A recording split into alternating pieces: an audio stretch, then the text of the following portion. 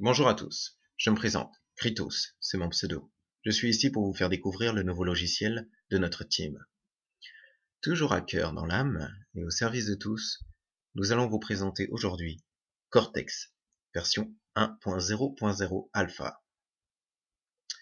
Vous allez me demander pourquoi je vous le présente. Parce que c'est le premier logiciel au monde qui sert à créer des chevals de Troie sans utiliser de client pour attaquer les victimes. Et pour ça, vous connaissez sans doute tous Sub7 ou Subset, qui était un cheval de Troie. Il faut savoir que pour un cheval de Troie, il y a 3 programmes. L'éditeur, le serveur et le client. Le client est donné à la victime. L'éditeur sert à créer le serveur, y compris le client, dans certains moments. Ici, Cortex n'utilise qu'un serveur, couplé à l'éditeur évidemment. Il n'utilise pas de client. C'est le premier logiciel au monde capable de faire ça. Maintenant, je vais vous le montrer et la façon de l'utiliser. Il faut savoir que Cortex, en version alpha, n'est pas encore disponible pour vous, le public, simplement par précaution, parce qu'il est tellement puissant pour l'instant, même dans l'alpha, que vous êtes capable d'attaquer n'importe quel site web qui est sous Windows. Linux, pour l'instant, on n'est pas encore à ce stade. Donc, il supporte tous les serveurs à IP fixe, 2003, 2008, deuxième édition. Il peut également lire les racines officielles des sites en HTTPS, alors que normalement vous ne pouvez pas, y compris la racine des sites et serveurs même. C'est-à-dire, par exemple, un serveur World of Warcraft privé, hébergé sur Windows, sur One-on-One ou OVH, et ben Cortex 1.0.0 Alpha sera capable de décoder la racine, y compris le mot de passe du bureau à distance. On va faire une petite démo ensemble. Donc il faut savoir que dans la version alpha, je n'ai pas encore codé le nouveau code qui permet d'ouvrir une nouvelle fenêtre, le générateur de failles qui permet de choisir la faille, l'aide et le à propos. Le message cible également ne fonctionne pas, ainsi que le mot de passe général. De toute façon ça tombe bien parce qu'on ne va pas les utiliser ici. On va utiliser d'abord le serveur. Le serveur, nous allons prendre un serveur à IP fixe évidemment, qui est basé à Dijon, qui est une sorte d'institut et qui est, disons, fermé pour le public. Donc vous pouvez l'essayer en même temps, vous allez voir que vous arrivez sur un serveur HTTPS et que pour aller dans le sous-serveur, vous ne pouvez pas parce qu'il faut un nom d'utilisateur et un mot de passe. Nous, ce qu'on va essayer de faire, c'est d'aller dans la racine même du site et du serveur, y compris voir le bureau à distance en fait du serveur qui lui est sous Windows. Je vous dis tout de suite, j'ai déjà essayé avant de faire la vidéo parce que sinon on aurait des surprises. Mais Cortex, je peux vous dire, fonctionne sur tous les sites.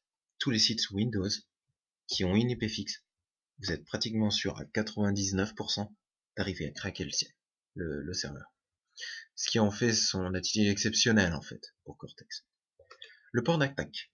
Nous avons ici, nous retrouvons les 3 zones de port autorisées de 20 à 1025, de 1025 à 5000 et après 5000. Ici, on n'utilise que des ports qui sont en dessous 5000, des ports qui peuvent être utilisés, des ports qui sont bloqués, parce que c'est souvent ici qu'il y a des failles, sûrement pas entre 5000 et 65 000 et quelques. Ici, on va utiliser 1170. Le nombre d'attaques. Ici, vous pouvez choisir 10 attaques par seconde jusqu'à plus de 10 000 attaques par seconde. Comme je vous ai dit, Cortex utilise des paquets pour se connecter et non un client que vous devez remettre à la victime discrètement. Ce qui veut dire que vous pouvez attaquer n'importe qui. Plus tard, dans le Cortex final, j'aimerais bien, si possible, une fois qu'il sera fourni au public, y insérer quelque chose qui permettrait d'allumer n'importe quelle webcam ou de surveillance via les caméras. On sait que dans Windows, toutes les caméras qui sont connectés dans les villes ou quoi que ce soit, on est capable d'y accéder. C'est aussi simple que ça pour se connecter à la webcam de quelqu'un sans son accord. Donc ici on va pas trop forcer pour pas avoir une connexion coupée. On va mettre un 5000 attaques par seconde. Message cible, comme je vous ai dit, c'est quelque chose qui ne fonctionne pas ensemble. Le message, pour l'instant, le message cible, normalement, c'était quelque chose qui pourrait, une sorte de code, de faille qui pourrait être adaptable, un peu comme Google. On l'a pas du tout programmé, mais ça pourrait très bien être un truc de ce style-là, vous voyez, pour vous dire, un truc dans ce style-là, tout bêtement. Donc la passerelle, je sais très bien que ça, c'est le seul truc qui est l'inconvénient dans Cortex, c'est qu'il faut trouver la bonne passerelle par défaut du serveur, sachant que toutes les passerelles peuvent aller jusqu'à 65. Donc moi je sais que c'est la passerelle 3 qui fonctionne, donc 65 essais, je sais, ça peut être long et chiant. Souvent, vous allez tomber sur la bonne parce qu'il n'y en a pas qu'une d'ouverte. Bon, ici, par chance, j'avais essayé, moi, en partant de 10 et en revenant en arrière, donc j'étais tombé sur la 3. Donc j'avais essayé plusieurs fois de me connecter, donc je sais ici que c'est la 3 qui fonctionne. Le mot de passe, c'est un mot de passe pour pas qu'on vous vole la victime. Donc ici, on va mettre un truc tout con. Hein. AZERTY et 4.0. Et on fait go. On a un rappel du système de programmation. On fait OK. Et voilà, on fait. C'est parti, un petit peu d'humour. Et vous allez voir, il est capable de craquer un site en moins de quelques secondes. Là, il est en cours de craquage. Donc il charge les paquets. Et voilà. Voilà, bah, la connexion, c'est déjà produit. Nous avons les codes d'autorisation, la racine et le bureau à distance qui est prêt. Enfin, normalement. Donc on fait access. Donc LDK disponible. Et voilà, c'est chargé. Donc comme vous pouvez le voir ici, vu que c'est en violet, je suis déjà venu là avant vous, hein, évidemment, pour tester. Je vais pas attendre le dernier moment. Donc là, la racine du site, comme vous pouvez le voir ici, elle est sous Linux. Le bureau à distance, lui, donc qui est à part, c'est le serveur lui-même de Dijon. On l'a en connexion à un bureau à distance.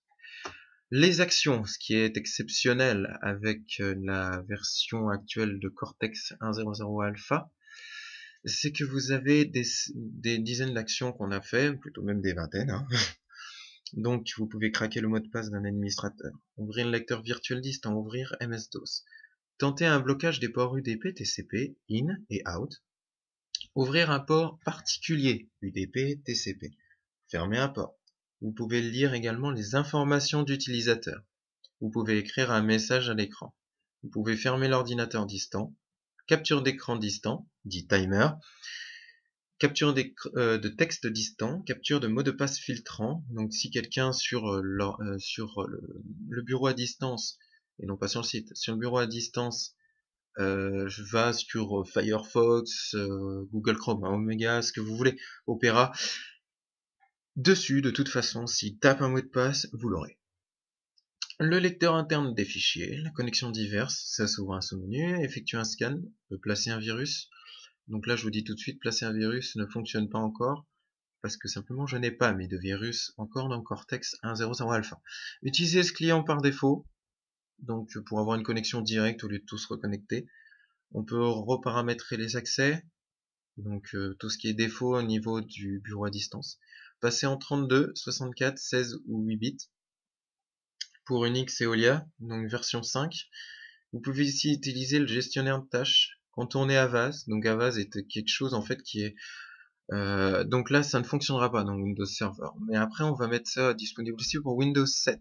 Et dans Windows 7, vous avez Avaz. C'est un système d'administration totale de l'ordinateur. À partir du bureau, d'un dossier, on ne va pas rentrer dans les détails. Bref. Redémarrer Windows ou Linux. Donc pour l'instant, ce sera Windows. Vous pouvez utiliser UDP Flood, pour ceux qui connaissent, c'est quelque chose d'assez célèbre. Faire un ping of death, donc un ping de la mort. Ou faire une attaque DOS directement sur ce serveur et ce site, qui permettrait simplement de les planter. Donc, on peut se souvenir de l'action. Effectuer, ouvrir ou lancer, c'est pour effectuer l'action que vous aurez demandé là. Donc là, bon, erreur réseau, c'est normal parce qu'on n'a pas de connexion directe avec MS-DOS. Et là, nous avons la racine de l'opérateur. Dans la racine de l'opérateur, vous pouvez absolument tout faire. Pour vous expliquer, vous pouvez, par exemple, visiter le site, tant qu'à faire. Vous pouvez même télécharger des données. Donc là, il n'y a rien.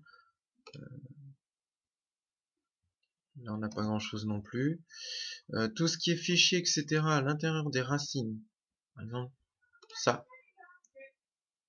on peut très bien avoir accès aux données et les télécharger. Pour vous donner l'aperçu, voilà. Donc là, on a une lecture directe à l'écran. Le Cortex 110 Alpha est écrit en basique. Oui, on a choisi la simplicité parce que ça fait quand même 6 mois qu'on le développe. Il permet d'avoir accès à vraiment tous les serveurs actuels.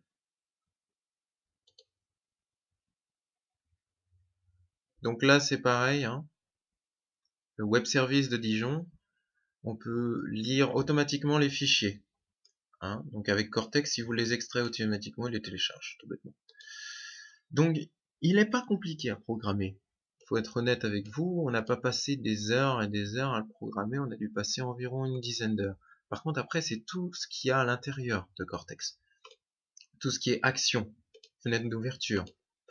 Parce qu'il faut savoir que dans Cortex 110 Alpha, 1.0.0 Alpha, pardon, on a utilisé des codes sources publics du type Avige, etc., HOIC, LOIC, bref, tout ce qui est code source destiné au public en freeware, on les a pris, on les a remodifiés, ça a permis de gagner un temps fou et de créer sous Cortex le premier cheval de Troie qui fonctionne sans aucun client et qui est capable de casser n'importe quelle serrure de Windows Server 2003 et 2008 à condition d'avoir une IP fixe.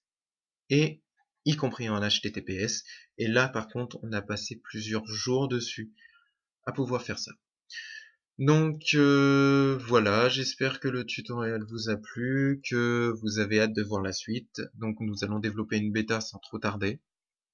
Donc on a encore pas mal de boulot, je dirais que dans 2-3 mois vous pourriez la voir.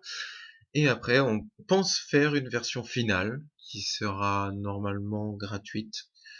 Donc de toute façon c'est dans l'esprit de rester ça gratuit, hein, parce que à chaque fois que vous trouvez de bons logiciels de piratage sur internet, ils sont tous payants. Et ben nous, on vous développera quelque chose de gratuit. Donc voilà, j'espère que tout ça, ça vous a plu, et puis je vous dis à très bientôt pour la suite. Voilà, ciao à tous, c'était Kritos pour la Team Rare Soft. À bientôt.